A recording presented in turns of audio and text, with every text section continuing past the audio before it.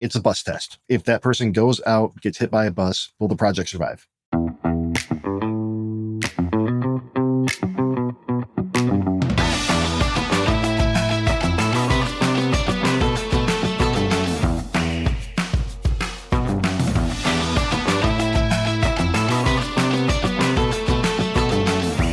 Welcome back to another episode of Everyday Heroes, a show where we sit down with the backbone of the open web, the unsung heroes of tech.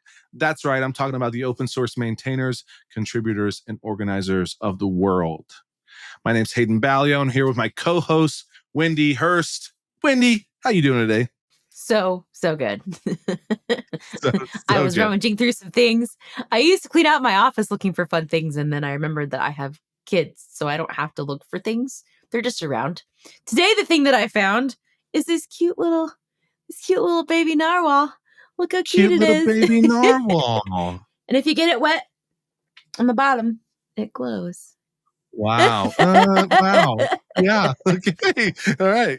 I have to do NSFW for this podcast now.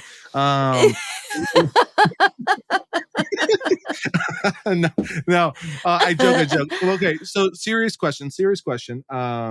Because I actually don't know the answer to this, but narwhals, they are a mythical creature, or because I just wouldn't put it past the ocean to say that there's a whale with a horn on it somewhere. I just don't know. Are they mythical, or are they? Does the narwhal exist? The narwhal exists. It is a real thing, and the little thingy on the top is not a horn, it is a tusk. Though this toy does not really accurately represent what a narwhal looks like. I mean, It's a whalicorn, but it was marketed as a narwhal, and that's why it exists in my house. I see. Okay. Well, have you ever seen? Okay, continue. I will have to look them up. That will be my homework from this episode, is just look up an actual narwhal, because I just wasn't, I wasn't sure, because I'll read my. One thing, I feel like I just never really dived into narwhal, right? Like a narwhal. But like my son has these books that I'll read them at night, and it's like, it's about a Yeti, and it's about a Bigfoot, and it's about a narwhal. And I'm like, does narwhal fit in with these other? There's a word that I'm blanking on that like has to do with like Bigfoot. What? Cryptid. Yes, a cryptid, right? Coming in from the peanut gallery, which I guess I should just get out of host chat and actually introduce our actual guest today, so everybody can know who's filling in the blanks for myself. But our guest today started out as a paramedic, saving lives, I can only assume. And after 10 years of that, he made the jump from the ambulance to the text editor. Since then, he has become a community pillar within the popular open source CMS Drupal. He's a massive proponent of mental health and open source. You can probably catch him streaming on Twitch 3 to 5 times a week. And when he's not doing that, you might even catch him playing the baritone saxophone. It's none other than JD Flynn. JD, thanks for being here with us. Thanks for having me. Absolutely. JD, we like to start the episode out, besides our little chats about narwhal, we like to start out the podcast or video cast or show a little different here. We're going to start with a game right off the bat. Are you ready? Do I have a choice? Nope. No. The way it flows. That's what I thought. Wendy, take it away. Mandatory. I am ready. Let's do this. All right, Wendy, the game we're going to play today. It's a game we made up called Fork, Star, or Deprecate. In this game, I'm going to say anything from an open source tool or a programming language to a ridiculous concept in tech that we made up. And you decide whether you want to fork it, which is improve it, star it, leave it alone, or deprecate it, retire it entirely. Are you ready? Yes. Let's see how this goes. Symphony. Fork. PHP. I have personal feelings, and then I have, it's my career. Fork. Code reviews. Ooh, definitely fork. Composer for dependency management. I think I missed what star is supposed to be. What? Star is supposed to be leave it alone. Oh, well then can we back up a little bit? Because I thought fork was keep it alive. Yes. In fact, fork if you want, I can just start over. Improve it. Okay. Yeah. Fork is improve it. Star it is leave it alone. Deprecate it is retire it entirely. I will start at the top. Are you ready? Yes, I'm ready this time. Now that I paid attention. That's okay. It's a game that we made up. I didn't just expect you to know the rules. Yeah.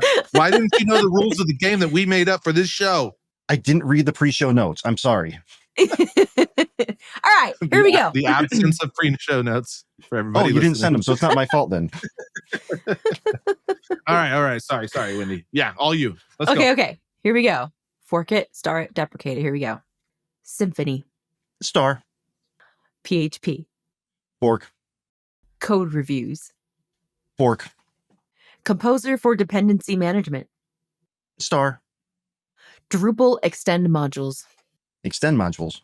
Now That's what it says. that's a deprecate. Drag and drop UI. Fork. How about open source contributions? Star. Now this is tough though, because you can improve on anything. So I don't think there's a single thing that I would truly just say leave alone. And that's more than the one word answer, but Okay. How about We'll dive into that in PHP your 5? PHP 5, deprecate. Okay. A framework called Module Magic 3000. Star based on the name alone. I don't care what it does. See, we found one. we found one. I knew there'd be one in there. And last, a self-destructing CMS feature for test environments. Did you repeat that? Did you say self-destructing or self? A self-destructing CMS feature for test environments. Probably fork. Just because I want to see how something like that would work. Okay. I want to see the Imagine on, like, Yay! Inspector Gadget, this note will self-destruct in 10 seconds and then just GitHub actions blowing up. Yeah, the feature would definitely be called like Ethan Hunt or something like that. Okay, wow. Thanks for playing. You did great. You know what? There's no actual right answers or wrong answers. That's why we play that game, and gets us all a little bit loose and to dive into who JD is. I mean, this podcast is about us diving into your journey, JD. So I think I want to go back to the moment where in your life, you said, I want to leave the kind of the emergency services behind, leave the ambulance behind and move into the tech world. When was that, and what prompted that? So I've always been a tech geek. All my life, when things were available to me, I would get into programming. I made some very small, stupid little applications in QBasic and Basic in the 80s and 90s.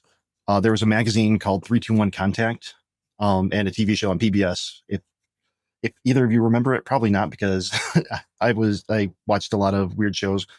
But the magazine had programs in the back where you would copy line for line, like type it in line for line, an application and try to build it. That was my intro to programming. Then stuff happened. I kind of fell into emergency services after a couple different failed jobs early on in my life. And I did it for quite a while, but it started getting to me. It started really dragging on me emotionally, physically. I would spend 24 to 72 hours at work in one shift in one go. There'd be nights without sleeping. There'd be nights with, the meeting people on the worst day of their lives.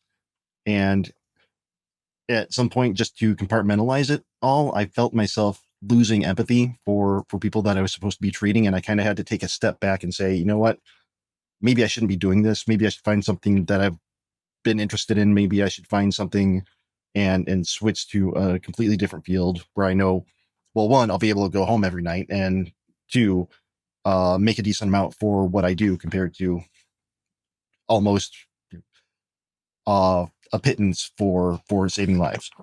And so I ended up going back to a community college, getting a 2-year degree in computer information systems, getting my first job doing PHP. And before they hired me, they said, would you like to do Drupal? I said, what's that? And they said, well, it's what we do here if you want a job. I said, yes, I would love to do it. And 10 years, well, now close to 11 years later, here I am, neck deep in Drupal. Neck deep in Drupal. And the Drupal drops. Nice. I like that. Let me pull on the strings I think that matter the most. Is that, during that time, is that when you've been a big proponent for mental health and mental, and a big awareness person for mental illness, in like, especially in the open source through like I believe it's open source, the OS, what is the acronym that I'm forgetting here, JD? OSMI, OSMI, open sourcing mental Yeah, illness. OS, yeah. I would love to hear, like, did that kind of journey for you when you started feeling those feelings, did that happen when you were a paramedic? And then, or did it go deeper than that? Or did it start later in life? It's been my entire life, but up until after I started going back to school and decided that maybe I should do something about it, I didn't put a name to it. A lot of emergency service workers, whichever side of it, police, firefighters, EMTs, whatever, are too proud to admit when there's something wrong. I mean, it's the same thing with the doctor. It's physician heal thyself, or if I'm a doctor, I can't be sick. If I'm a paramedic, I can't be sick. There can't be something wrong with me. I help the people who need help. And there was one instance, one defining moment for me where I was in college and I went back to school, in my very late 20s, early 30s. I'd driven up to campus because I had to take a couple classes in person. Most of it was online. I parked my car, put it in park, and I just sat. And my heart started racing. And it wasn't a finals day. It wasn't a test day. It wasn't, I didn't have to give a big speech, nothing like that. It was just, I don't want to do this. I'm terrified. I can't walk in the door. The same reaction that somebody would have if they were getting chased by a bear. I was having that reaction to just going inside. And after some heavy breathing, throwing my car into reverse and driving back home, I need to do something about this. So I made doctor's appointments, started seeing a therapist. But that was the part where I realized I needed to help myself. And then there was a PHP meetup in Chicago because I was trying to get, network a little bit with the community, trying to get a job.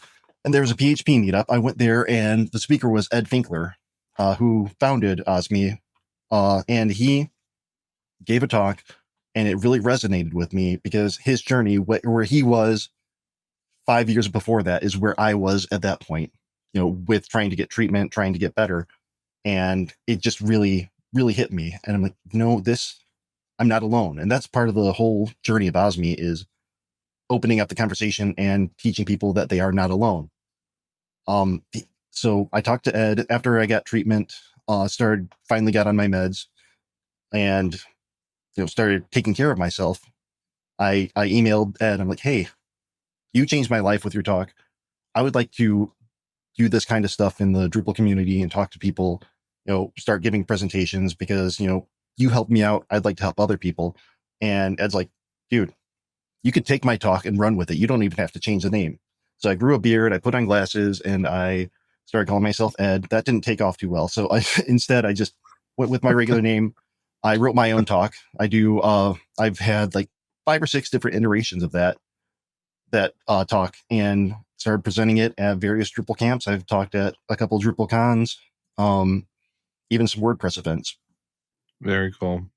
Yeah. This is the same talk that I've heard you give, correct? No, I think you've heard my Twitch talk. Yes. The first one.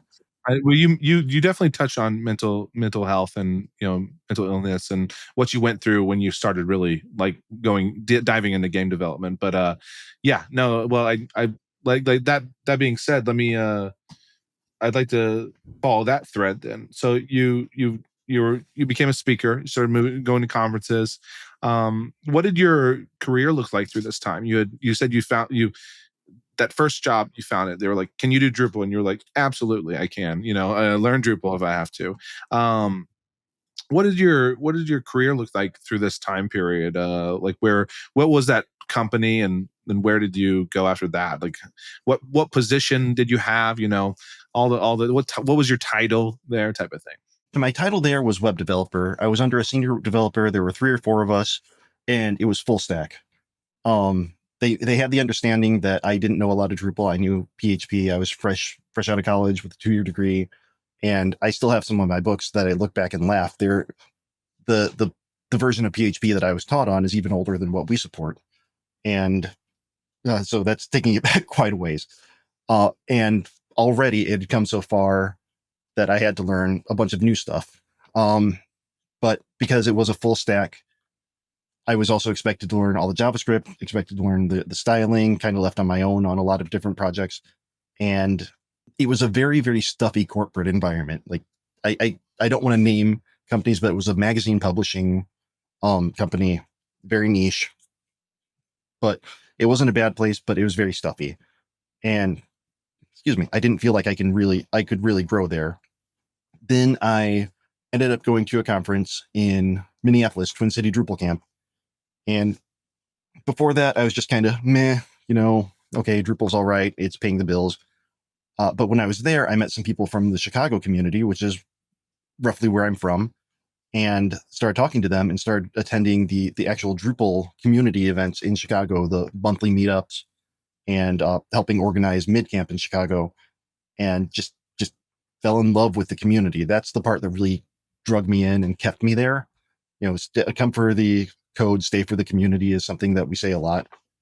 And from that point, just networking, talking with other people, one of my greatest experiences as a Drupal developer is the first time I got a patch or a line of code committed into Drupal core.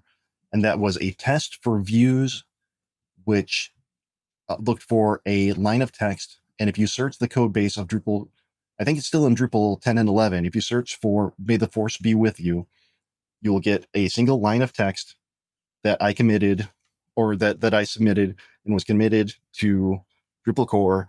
And just having a couple of core commits under my belt helped me kind of just launch into the next job, the job after the first one, the job that I really wanted. And from there, it's just been a really great experience. Now, was that next job, was that at Blast or Radius, or was that like earlier than that? It was earlier than that. It was a company for travel websites. Oh, very cool. Very cool. So have you bounced, did you have one of these careers where you stayed in a job for 3 or 4 or 5 years, or did you have one of these careers where you more bounced around a little bit? I've bounced around, I would say a little bit, but actually quite a bit. Sometimes voluntarily, sometimes not, with layoffs, with the company you just mentioned. I was brought in for a specific project, but I worked for 3 months without doing anything because that project never got off the ground. And I just was bored. I was extremely bored and I didn't want to become stagnant. So I looked for something else. And then more recently, I had layoffs. I was unemployed for a lot of 2024. And now I'm here at Hero Devs and I'm just thrilled. I love working here at this place. I'm happy with the work that I'm doing. Obviously I'm wearing 2 logos on me right now, and that's not just because Hayden told me he'd give me $10 if I did it. I would have done it for 5. Right. Damn it. I need to go in lower. No, I mean, I think it's a really good thing to hear though, JD. I mean, at the end of the day, it's like everybody's like career journey is so different. I mean, I had on a previous episode, we talked about stints especially during COVID, where like, I think I was at a job for 6 weeks. I was at another job for like 2.5 months. And like, it's just like, it's just a weird scenario. So when you do find something that feels a little bit more like home, and you like the people that are around you, and the environment is supportive and inclusive, and it means a lot. But it's like, there nobody gets a pension anymore, right? So I think people need to be less afraid of being able to like find the place where they feel like they're at home, right? So yeah, I think it's good to hear that, like, you can bouncing around, like it can be stressful. Don't get me wrong. Like the 2 years that I bounced around, especially when I made my shift from sales to marketing, like that 2 years was incredibly stressful. It was like 3 or 4 different jobs in 2 years, which I just come off of like a 4-year stint of stability in sales. And now I was just boom, boom, boom, boom, boom all over the place. And so, very scary, but you just keep your head down, you keep working, and you keep trying and making the most of the opportunities you're given. So I think it's good to hear, from your experience that, like, hopping happened, whether voluntarily or involuntarily. Like, it still happened, but like you've made your way here, and I think we're really happy to have you. So that's exciting. But fast forward, you're doing a lot of talks now. The talks that I've heard from you have been around your Twitch talk, right? I believe it's titled. Give me the title again. Why I talk to myself, or like how talking to myself made me a better developer. How talking to myself has made me a better developer. I love the talk. For It's anybody a great who, title. for anybody who doesn't has never seen it, that's listening to this or watching this, we'll link it in the show notes to like go watch it, because JD has made has made his talk into a complete game. He's gamified his talk, and it's very cool. So, but like, I want to go before that now and step back into this world of like I think you mentioned that it was during your layoff that you were like, especially in 2024, you're like, I'm just going to start streaming. And I've heard this story before, but I would love for you to repeat this story to everybody listening, and kind of like, there was a point where you were hacked down, right? And you had two avenues that you could go, right? And so I want to start there. Like, like layoff happened, JD. What happened in JD's life after that, after this last massive layoff that you were part of? Yeah. So to preface it, I started streaming. It's been close to 2 years now. I think in March of 2025, it'll be my second anniversary as an affiliate on Twitch, which, the layers are just streaming. When you get a certain number of followers and average view, you hit affiliate. Then if you ever get to that next level, you become partner. And that's when, you get a better revenue split. So my second affiliate anniversary is coming up in March, and I was streaming, a couple times a week. I had grown a little bit of a community. I had started off by doing, at first I was, I had no idea how to start. So I almost did like PowerPoint presentations of here's Drupal and here are some things, but nobody really wanted to search for here's Drupal. So I started trying to learn things. And in that same talk, I said how I've learned some C#, TypeScript, Node, all kinds of other stuff, just from experimenting. Now, fast forward a little bit to where, the first layoff of 2023 happened. That one, I got a reasonable severance and had a little breathing room. So I figured, you know what? I'll take some time and start streaming every day and see how that works out. And it was fun. I learned a lot, grew a bigger community, and it gave me something to do rather than sit around on my thumbs and really just try to figure out where I was going. Because as we talked about, obviously I have mental health issues. I get treatment for it, but it's not hard to fall back into a very depressed state. So having something to keep me occupied, having something to direct creative energy to, that kept me from cycling or circling the drain down into one of those depressive states. Then I got hired at another job. I started streaming at night occasionally, and then lost that job. And that one wasn't so generous with letting me go. I went back to streaming every day again. I made very little money doing it, but it was nice to actually have some income, however small it was. My days were wake up, send out 10, 15 resumes to different places, anything that had the word Drupal or even PHP in the job description, and then stream for a couple hours, get something to eat, come back and stream for another few hours. And that was my 7-day a week, just to keep from, going into a very dark place. And I don't want to, put or make it very hyperbolic, but it saved me from what could have happened, and ending up instead of sitting here talking with you, ending up in a hospital or worse. Wow, that's important.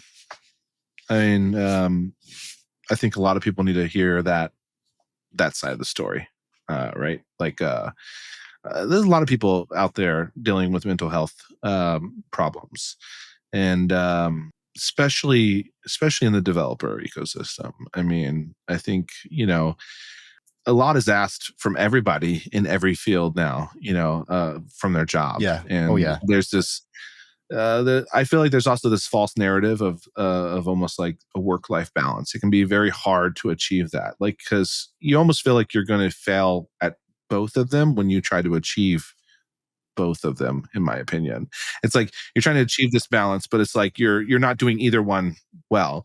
So I've tried to get to this point where it's more of like a work-life integration, where I don't have as many expectations for what I absolutely have to get done, either in my personal life or work life. It's kind of like, let's make sure we keep the main thing when I'm working on work, and when I'm with my family, that's my thing. So it's this, but a lot of people with these mental problems, like, if you were talking to your younger self, JD, like, what would you tell them at this moment to hopefully, set the stage and help them, or imagine talking to a group full of young developers that, four of them in that room, are going through the same thing.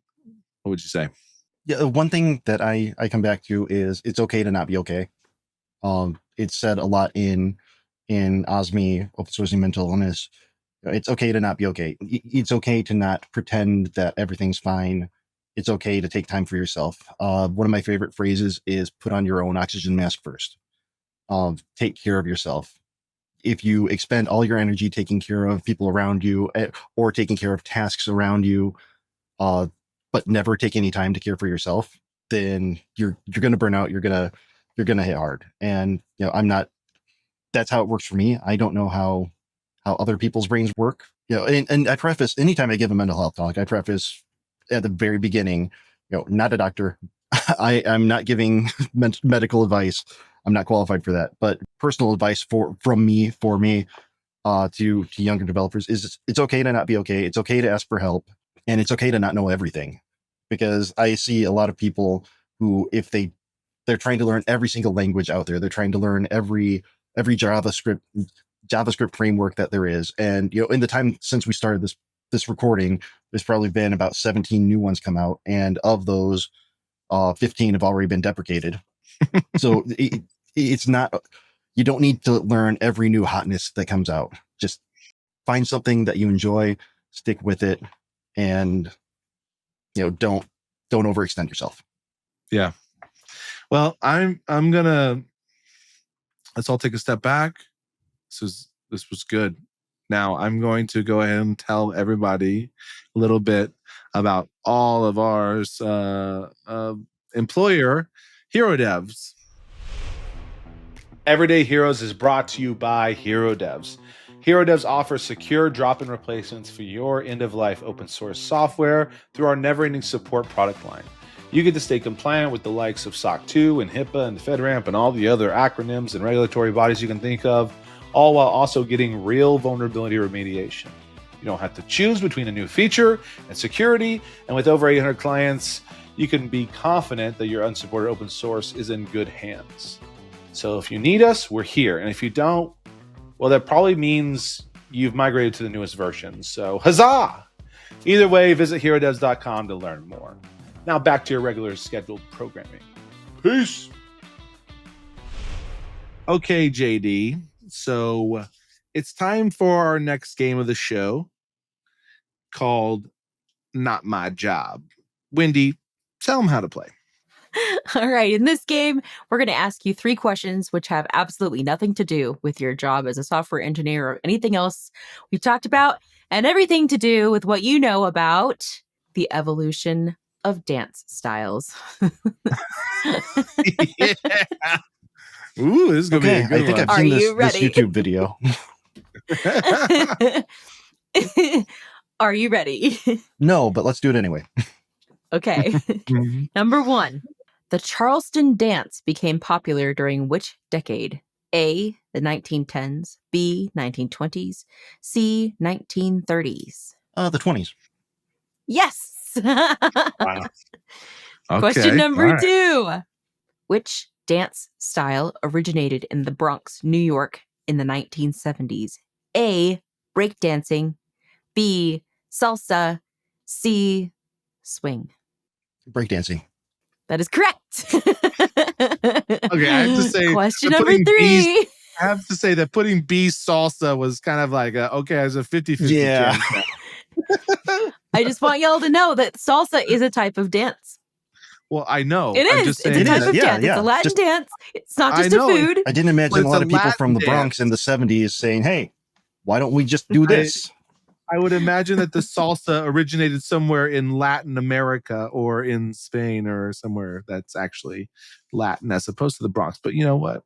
I could be You never surprised know. with the You actual never know. origination of salsa dancing. Yes, you're right. That's Okay. right. Sorry. Third question. Question number 3. What was the first widely popular dance move inspired by a cartoon character? A, the mashed potato. B, the robot. C, the moonwalk. I'm going to guess robot. Robot is the correct answer. You got all 3 correct. Congratulations, How did JD. you know? But you put that one answer in each one that is just way out there and 95% chance. I mean, Michael Jackson did the moonwalk. That's true. Exactly. Once again, just another good I don't know test what you taker, don't Wendy. know. Just another good test taker, Wendy. That's what it seems like. All right. Okay. So, thanks for playing our game. Yeah. I want to shift gears. I want to talk about JD's hobbies. You have quite a few, and so I'm very excited. So tell me a little bit more about your life as the baritone saxophonist. Oh, wow. So in middle school, I played saxophone. I started off with saxophone, alto, and then I eventually moved to bari sax.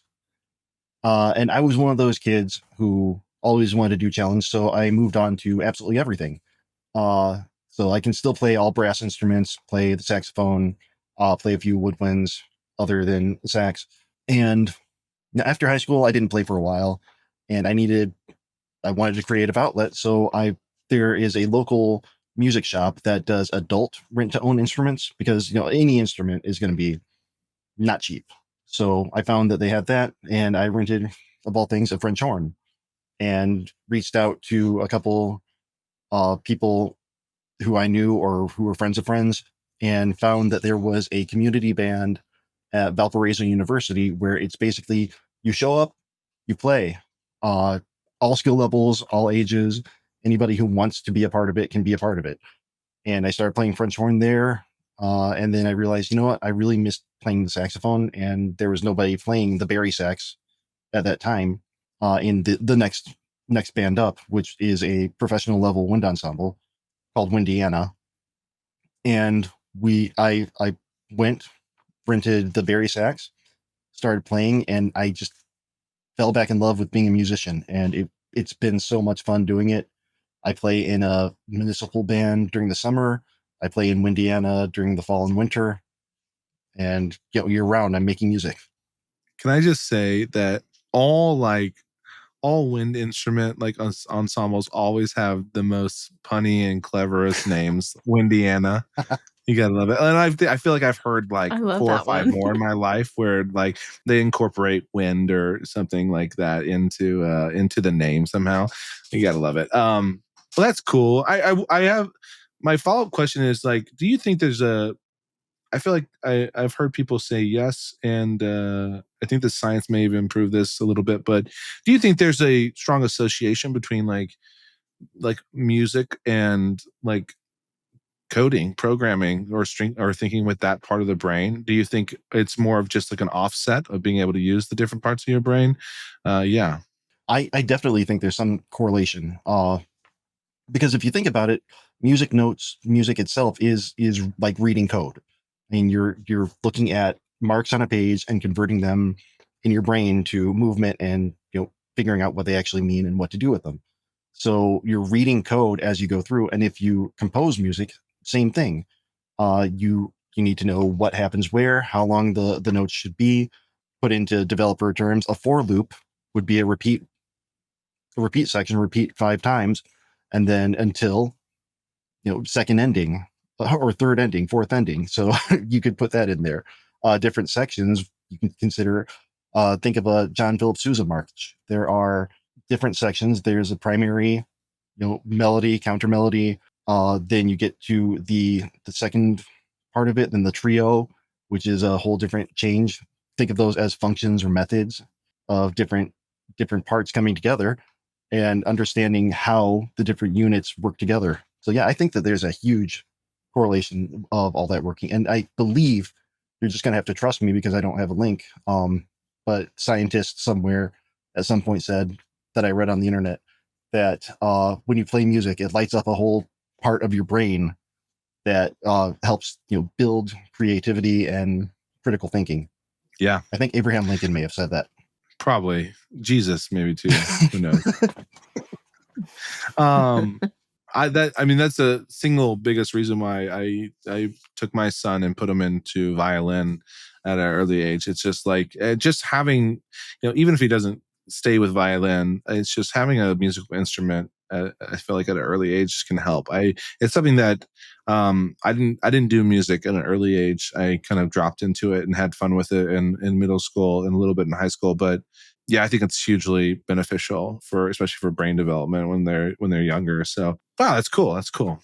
Wendy, you got any pressing questions you've been wanting to ask JD this whole time? I don't know about questions. I do feel like I relate in the music area for, I don't know, self-care is almost like a way to think about it, Yeah, right? it's just a creative outlet of something. And, Yeah. I have ADHD. It was undiagnosed until I was 30 something. So I think that, playing music, being in band in middle school and high school really saved me from a lot of trouble because I had something to direct that extra energy at. And, my ADHD was, oh, I want to play trombone this week.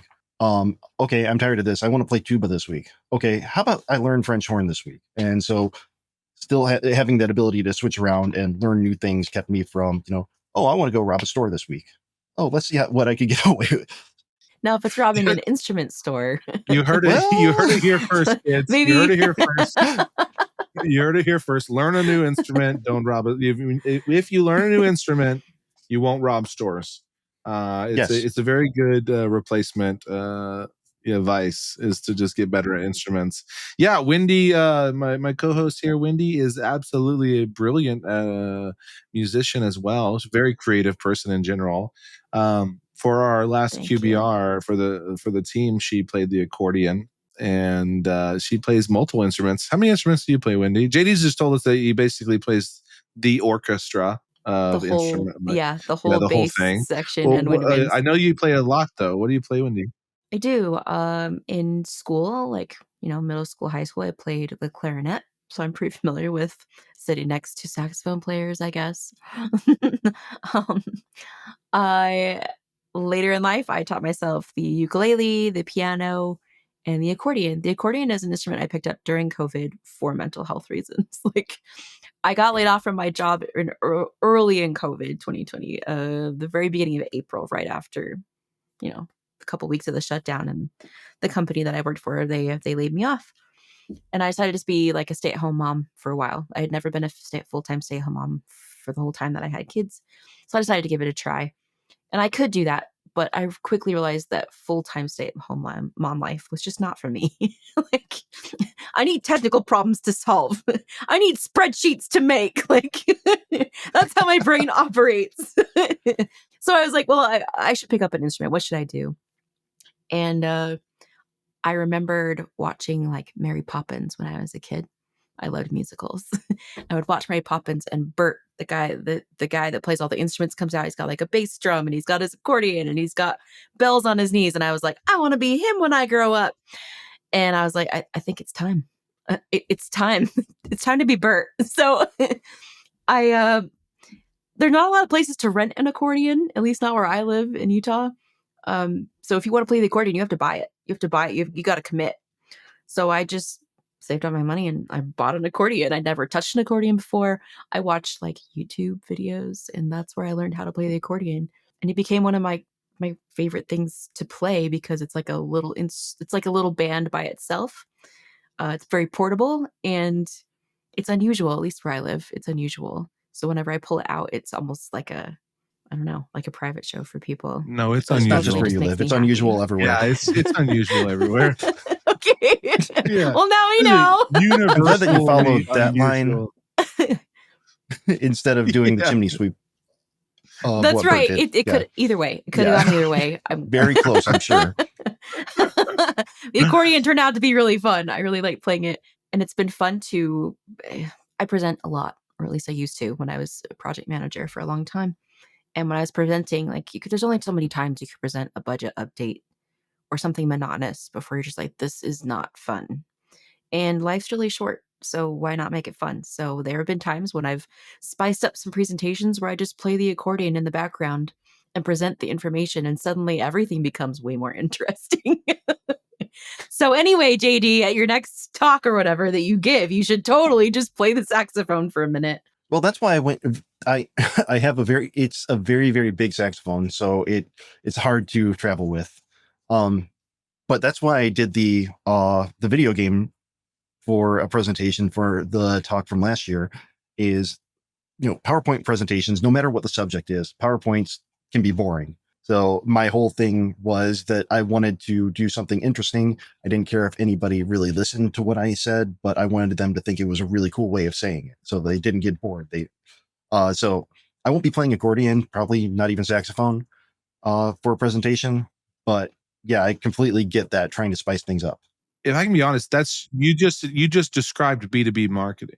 It is literally taking something that's just not that exciting and trying to put it in a way that makes people not forget it. It's like, that is literally, so, you're just becoming a little master marketer over there. And the truth is that I've personally seen your talk twice now at various conferences, and I can say that it is very cool. It's very fun, and everybody has the same reaction. They all remember it, and they all think it's very novel. I mean, when you can introduce something novel to somebody, and that they've been doing something a certain way for a long time, and you introduce a novel way to do it that just is like, wow, this is also seamless and really cool. Yeah, it's a big impact. So I think it's really cool. To be fair, I do think it would be hard to talk while playing the saxophone. Versus I can talk while I'm playing the accordion. That is a little bit of a barrier. To be fair, though, if you're like sax man, though, you don't need to talk. You don't need to talk if you're sax man. Yeah. Okay. Just foot pedals to have the slides go back and forth. And one slide says words and that would be cool. Well, I love this. And then a sad fact. I love the sax talk. I love the music talk. I've loved talking to you about your journey, mental health, especially in the open source and programming and development world in general. I think everybody can get a lot of benefit from that. I'd like to, I think, finish out our little session with our last game. We got 3 total games. All right. Yay. Not Wendy, yay that it's last. Just yay game. Yeah. Game. Yay, game. And it's called Lightning Fill in the Blank. Wendy, how does he play? All right. Well, in this game, you have 60 seconds to answer as many questions as you can. The more questions you answer, the more bragging rights you get to take home with you. Okay. Are you ready? Yes. All right. Hayden, do you have our timer? Oh, gosh. Yes. Sorry. 1 second. It's only our second time playing, so. Yeah. Just bear with me here. Okay. I do have the timer in 3, 2, 1, go. The free and open source Office suite, often compared to Microsoft Office, is called blank. LibreOffice or OpenOffice, depending on which branch. That's correct. The open source programming language developed by Google that is popular for system level applications is called blank. Swift? No. Incorrect. Go or Golang. Oh, Golang. The open source project management and issue tracking tool created by Atlassian is called blank. Jira? Correct. A central repository where developers submit their code contributions is commonly referred to as an blank. Git repository? Possibly. This one says upstream, so incorrect. Oh. The term used for adding new features or fixing bugs in open source software is blank. Contribution? Good guess. This one says development. When open source projects encourage transparency, they publish their development roadmaps and plans in the blank. This is a strange question. That is a strange question. I didn't go through these before, okay? Thank your questions. We'll give you extra time. We'll give you extra time. We're going to give him give him an extra like 20 seconds. I did already give you all an extra 20 seconds to get through. I stalled because I stumbled over my words. That's my bad. And I should have read these questions first because that didn't make sense. I will absolutely give you contribution even like over development. Yeah. Like I don't remember now. I don't know how many you got right versus wrong, but good job. Good job. Right. Good job. You did it. It's all up to interpretation, and I interpret that I was correct. Perfect. There you go. We will give it to you. There you go. You could tell people, and we won't tell. It doesn't matter. Yeah. Nobody will actually know until this episode comes out. So yeah. big last question from me to you then, though, JD, is if you had the ability to issue a one-word comment or commit to every maintainer contributor of open source out there that would say one word, what would that word be? Contingency. Okay. Why so? Care to elaborate? Because there are so many open source projects that are either controlled or maintained by single people. And if that single person decides they don't want to do it anymore, then it's done. There should always be a contingency available, whether it's having somebody shadow that maintainer or contribute to it, or having somebody fork off of it so that the person can keep their hands on their precious while the project still lives on under another name. Having some plan for offboarding whoever is holding the rein, because even if they don't want to give it up, it's a bus test. If that person goes out, gets hit by a bus, will the project survive? Yeah, I like that. Okay, the bus tests. Contingency, I like it. And JD, where can people who are listening or watching to this, where can they come and follow you and follow your journey and see what you're up to? Well, put an application in at Hero Devs, and if that doesn't work out, I stream 3 to 5 nights a week on Twitch at twitch.tv/JD Does Dev, all one word, no punctuation. And that's where I'm active the most. I'm also, the only social media I use now is Blue Sky, because I am cool like that. And it's jddoesdev.bluesky.bsky.social. Yeah. And we'll put these in the show notes and in the description so people can follow you. But JD, thank you for coming on, sharing your insights, sharing your journey, sharing your tips, and laughing with us. I really appreciate you coming on, man. Thanks for having me. It's been a lot of fun. Good. Glad you're here. And heroes, thank you for watching. Please share this video with somebody who maybe you think's going through something. I don't know. Maybe this will help. If not, hopefully we catch you in the next episode. Keep being the heroes of your tech world. We'll see you next time. Peace. Bye.